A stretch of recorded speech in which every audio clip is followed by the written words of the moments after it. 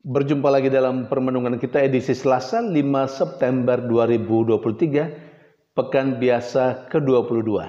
Bacaan-bacaan liturgi hari ini, bacaan yang pertama dari surat pertama Rasul Paulus kepada jemaat di Tesalonika, bab 5 ayat 1 sampai 6, ayat 9 sampai 11, dan bacaan Injil dari Injil Lukas bab 4 ayat 31 sampai 37.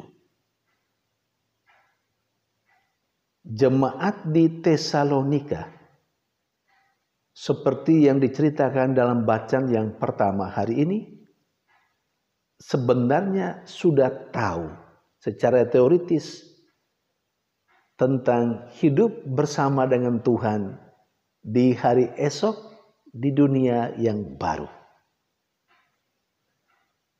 Tetapi mereka seakan lupa, atau tepatnya mengabaikan apa yang perlu mereka persiapkan, apa yang perlu mereka hidupi untuk mendapatkan hidup baru bersama dengan Tuhan di hari yang akan datang di dunia yang baru pula. Mereka lupa atau bahkan mengabaikan sama sekali, tidak peduli tentang itu. Karena itu Rasul Paulus mengingatkan mereka supaya mereka menyadari bahwa hidup bersama dengan Tuhan di hari esok, di dunia yang baru, itu harus dipersiapkan saat ini. Dipersiapkan sekarang ini. Karena Rasul Paulus juga menegaskan bahwa Tuhan merencanakan keselamatan untuk manusia, bukan hidup yang penuh dengan penderitaan dan kebinasaan. Saudari dan saudara yang terkasih, Tuhan tidak saja menentukan manusia untuk keselamatan dan bukan untuk hidup dalam kebinasaan. Tuhan menjaminnya dengan sengsara, wafat, dan kebangkitan putranya, Yesus Kristus. Karena itu Rasul Paulus sangat berharap supaya mereka tidak menyia-nyiakan cinta kasih Tuhan, pengorbanan Tuhan, bahwa mau menderita sengsara, mau mati dan mau bangkit untuk keselamatan manusia. Saudari dan saudara yang terkasih, bagaimana dengan kehidupan kita? Kalau kita boleh berkaca, bercermin dari kehidupan jemaat di Tesalonika, seperti yang diceritakan dalam bacaan pertama hari ini, saya kira kita juga seperti jemaat di Tesalonika itu. Kita tahu bahwa kita akan hidup bersama dengan Tuhan di hari esok di sebuah dunia yang baru. Tetapi kita juga lupa, atau tepatnya kita seringkali mengabaikan. Kita mengabaikan dan tidak mempedulikan apa yang perlu kita siapkan hari ini untuk hidup kita hari esok. Kita banyak kali terlalu fokus dengan hidup kita hari ini saja dan di sini saja. Kita mengabaikan banyak hal yang mesti kita lakukan hari ini untuk hidup hari esok. Saudari dan saudara terkasih, kita ditentukan bukan untuk kebinasaan, tetapi untuk keselamatan. Dan Allah menjamin keselamatan kita melalui sengsara, wafat, dan kebangkitan putranya, Yesus Kristus. Karena itu saudari dan saudara terkasih, jangan pernah kita sia-siakan. Jangan pernah kita sia-siakan penderitaan dan kematian Yesus Kristus Tuhan kita. Mari kita menggunakan kesempatan ini, rahmat yang istimewa ini yang Allah berikan kepada kita, kita menggunakannya dengan sungguh-sungguh.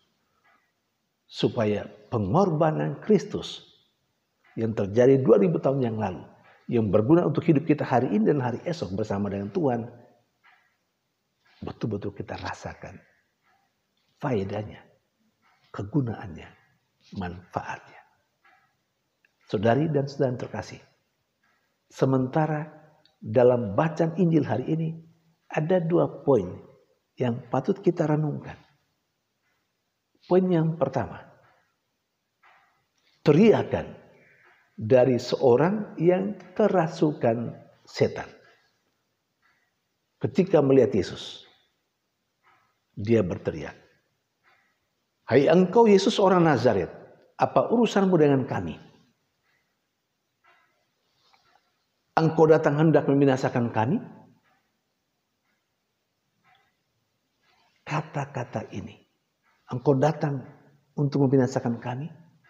Kata-kata ini sangat menyentuh misi Yesus sendiri. Yesus datang bukan untuk membinasakan manusia, tetapi untuk menyelamatkannya.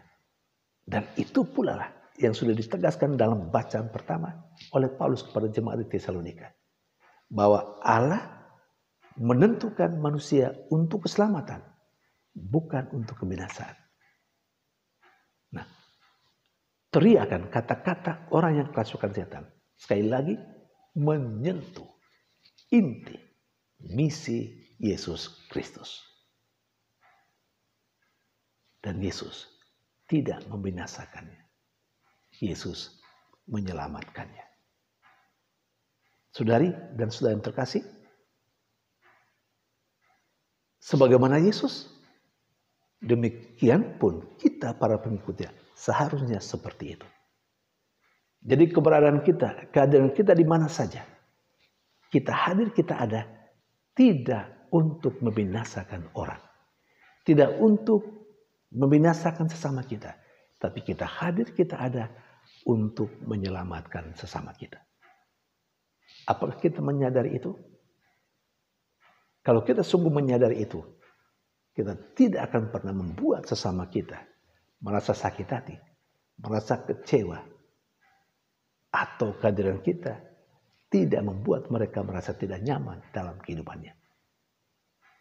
Dan poin yang kedua, yang patut kita renungkan juga adalah orang-orang yang menyaksikan apa yang terjadi dengan orang yang kerasukan setan itu. Mereka mengagumi kata-kata Yesus. Menurut mereka, kata-kata Yesus itu berwibawa dan penuh kuasa. Kewibawaan dan kuasa kata-kata Yesus terletak pada ketika Yesus berkata-kata, setan pun mentaatinya. Ini kata-kata yang berwibawa, kata-kata yang penuh kuasa. Saudari dan saudara yang terkasih, bagi kita saat ini, ketika kita adalah manusia yang berintegritas tinggi, artinya ketika kita tidak saja pandai berbicara, pandai berkata-kata, tapi kita sekaligus pandai berbicara dan juga kita hayati apa yang kita katakan.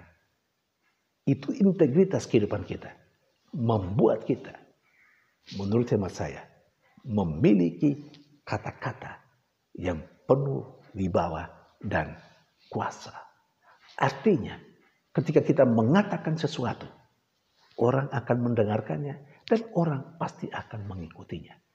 Sejauh kita punya integritas diri yang tinggi. Dalam arti tadi, bahwa kita tidak saja tampil sebagai manusia yang pandai berbicara, tetapi kita melakukan apa yang kita katakan. Itulah integritas diri kita. Tapi, andai kata kita adalah manusia yang tidak punya integritas, yang kata-katanya lain dengan yang dihayati dalam kehidupan sehari-hari, orang tidak akan mendengarkan kita. Karena kata-kata kita tidak punya wibawa dan kuasa. Coba kita renungkan sedikit. Sebagai orang tua misalnya. Ketika kita mengatakan kepada anak-anak untuk ke gereja, untuk berdoa. Terkadang anak-anak tidak mendengarkan kita. Mengapa? Kata-kata kita tidak punya kekuatan dan kewibawaan. Mengapa? Alasannya karena kita sendiri tidak melaksanakan apa yang kita katakan. Yang kita katakan kepada anak-anak supaya mereka rajin berdoa, kita sendiri sebagai orang tua malas berdoa. Artinya kita tidak punya integritas. Dan karena itu kata-kata kita tidak memiliki daya memaksa orang, tidak memiliki kewibawaan dan kuasa yang membuat orang bisa mendengarkan atau anak-anak kita mendengarkan kita. Maka kalau mau supaya apa yang kita katakan didengarkan oleh siapapun, termasuk anak-anak kita, tatalah kehidupan. Uruslah, binalah, perbaharulah kehidupan. Ciptakanlah integritas diri yang tinggi. Karena orang yang punya integritas yang tinggi, dia mempunyai kekuatan dalam hidupnya secara keseluruhan, juga dalam kata-kata yang dia sampaikan. Tuhan memberkati.